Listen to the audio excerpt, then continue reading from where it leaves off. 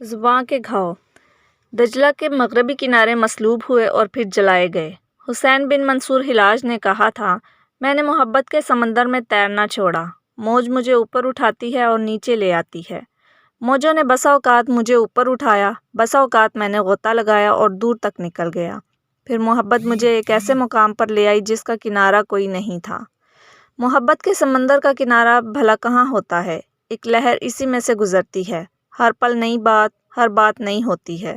باتیں پرانی کب ہوتی ہیں؟ باتیں محبت اور کتاب، ہر پل نئے اسرار، زندگی یہی ہے۔ اس کے سوا زندگی میں اور ہے کیا؟ مجھے بزرگوں سے باتیں کرنا اچھا لگتا ہے۔ آدمی سن سکتا ہو تو دیواریں اپنی کہانی سناتی ہیں۔ تاریخی رویوں دیکھنے اور نظر انداز کرنے کی ساری کہانی کیا ان در و دیوار کے بغیر مکمل ہو سکتی ہیں جو تاریخ کی گواہی ہوں؟ بات محسوس کرنے، سمجھنے اور پانے کی ہے۔ زندگی کے صحرا میں آرزوؤں کے تعاقب میں کیا فقط پانے کے لیے ابلا پائی ہوتی ہے؟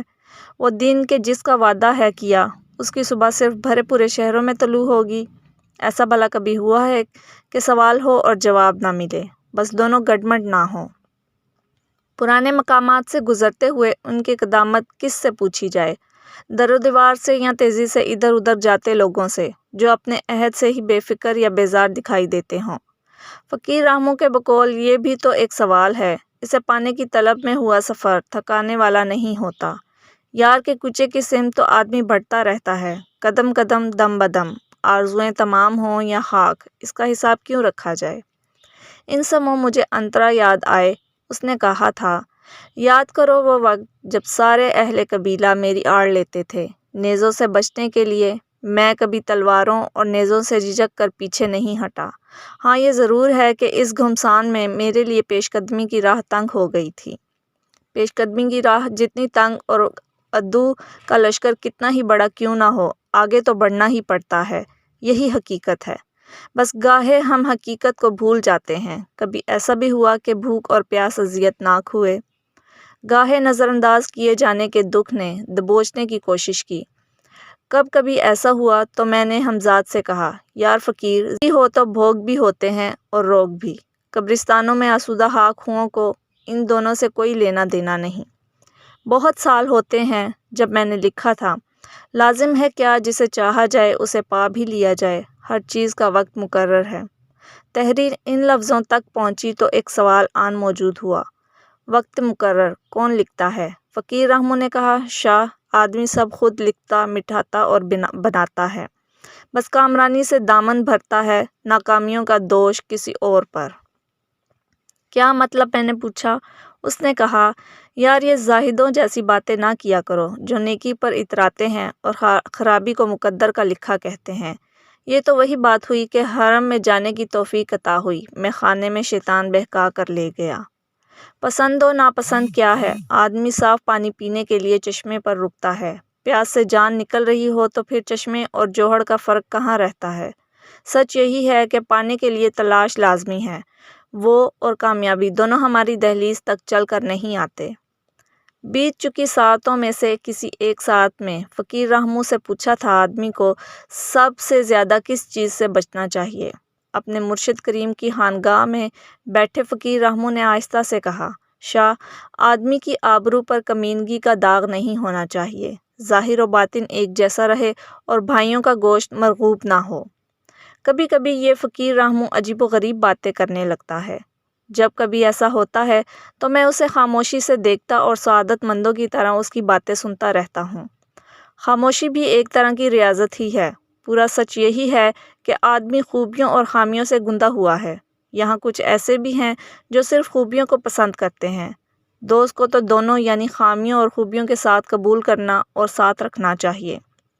بات یہاں تک پہنچی تو یاد آیا، زہیر نے کہا تھا، کتنے ہی خاموش لوگوں کو تو دیکھتا ہے جو تجھے بھلے لگتے ہیں، ان کی کمی بیشی کا احوال تو گفتگو پر ہی کھلتا ہے۔ معاف کیجیے گا، آدمی ہے کیا؟ آگ، پانی، مٹی، بس یہی فقط۔ لیکن اسی آدمی کی زبان سے لگا زخم برچھی کے زخم سے زیادہ گہرا اور دیر پا ہوتا ہے۔ زبان سے لگائے گھاؤ بہت مشکل سے بھرتے ہیں۔ زبان اور رفتار دونوں پر آدمی قابو رکھے تو یاد کیا جاتا ہے، ورنہ یہاں لاکھوں آئے اور چلے گئے، کیا سبھی یاد ہیں یا سبھی بھلا دیے گئے؟ آئیے پھر حسین بن منصور حلاج کو ملتے ہیں۔ حلاج کہتے ہیں تو مجھے اپنا دیوانہ بنا رہا ہے، ذکر نے ہوش نہیں اڑائے، میرا دل ذکر سے اٹا ہوا ہے۔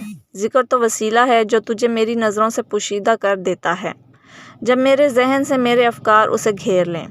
بات کچھ آگے بڑھ پائی تو فقیر رحمو نے کہا، شاہ آدمی ہے، زبان تعارف ہے، کامیابی اور ہلاکت خیزی دونوں اس کی مرہون منت ہیں۔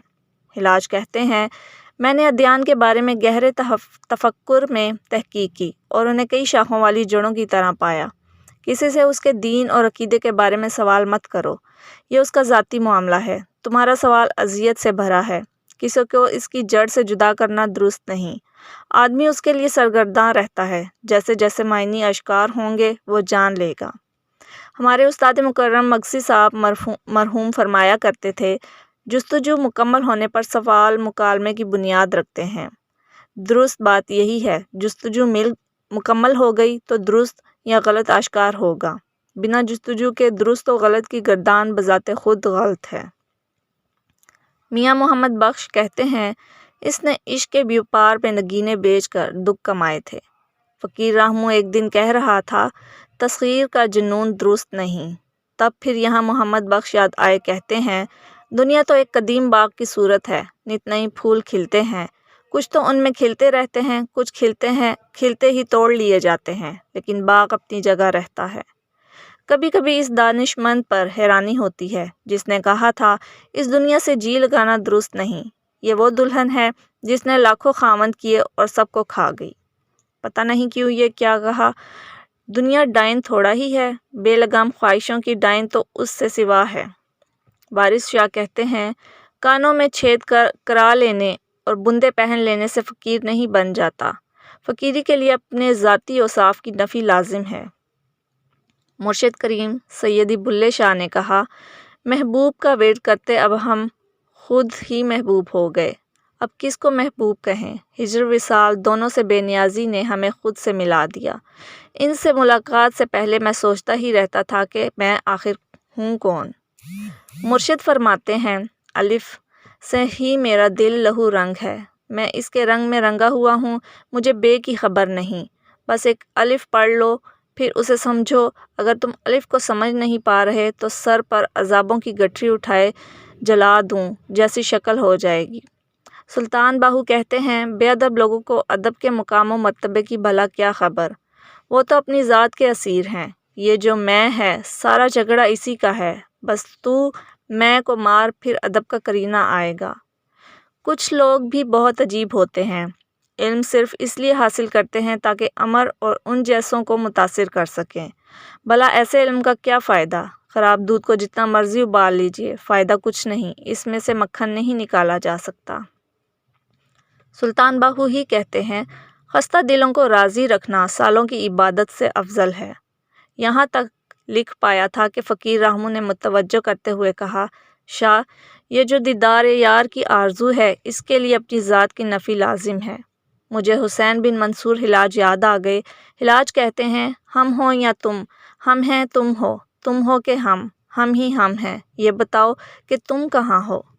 مرشد کریم سیدی بلے شاہ کہتے ہیں ملاؤں اور برہمنوں نے ہمیشہ لوگوں کو ڈرایا کہ تمہارے رخصت ہونے والے سخت عذابوں سے دوچار ہیں، انہیں عذابوں سے نجات دلانے کے لیے جتن کرو۔ جتن اصل میں دونوں کا کاروبار ہے اور شکم سیری کا ذریعہ۔ بے حساب موسم بیت گئے، باقی کتنے رہ گئے، لیکن اصل سوال تو یہ ہے کہ آدمی کو اپنے ہونے کا حق ادا کرنا ہے یا بس ہونے کا احساس دلانا ہے۔ چلیے ہم اور آپ اس سوال پر غور کرتے ہیں، سوال ہی تو زندگی ہے۔